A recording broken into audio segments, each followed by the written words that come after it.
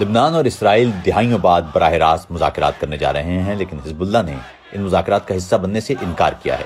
حزب اللہ کے سینئر رہنما رفیق صفا کے مطابق حزب اللہ کو ان مذاکرات سے نہ تو کوئی دلچسپی ہے اور نہ ہی وہ کسی معاہدے کے پابند ہوں گے۔ ہم اپنے موقف پر قائم ہیں۔ ہم اسرائیل کے ساتھ براہ راست مذاکرات سے متفق نہیں ہیں۔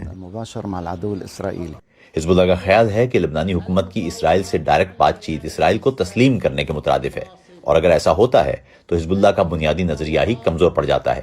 امریکہ سمیت متعدد مغربی ممالک نے حزب اللہ کو ایک دہشت گرد تنظیم قرار دے رکھا ہے، لیکن اس ملیشیا کے جنگجو خود کو لبنان کا محافظ کہتے ہیں۔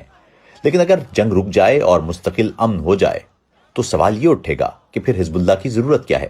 یہ معاملہ صرف لبنان تک محدود نہیں۔ حزب اللہ ایران کے قریب ہے اور ایران اسرائیل کے ساتھ تعلقات میں بہتری لانے کے خلاف ہے، اس لیے یہ ایک علاقائی پاور گیم بھی ہے۔ حزب اللہ کا تاہم یہ بھی کہنا ہے کہ اگر کوئی سیز فائر معاہدہ طے پاتا ہے اور اسرائیل جنوبی لبنان سے اپنی فوجیں نکال لیتا ہے تو لبنانی حکومت کے ساتھ بات چیت ممکن ہو سکتی ہے۔ حالیہ جنگ میں ہزاروں لوگ مارے گئے ہیں اور لاکھوں بے گھر ہوئے ہیں۔ کئی لبنانی شہری اس جنگ کی ذمہ داری حزب اللہ پر عائد کرتے ہیں۔ ایران پر اسرائیلی اور امریکی حملوں میں ایرانی سپریم لیڈر آیت اللہ خامنہ ای کی ہلاکت کے بعد حزب اللہ نے اسرائیل پر راکٹ حملے شروع کر دیے تھے، جس کے جواب میں اسرائیل کی جانب سے جنوبی لبنان میں وسیع تر عسکری کارروائیوں کا آغاز کیا گیا۔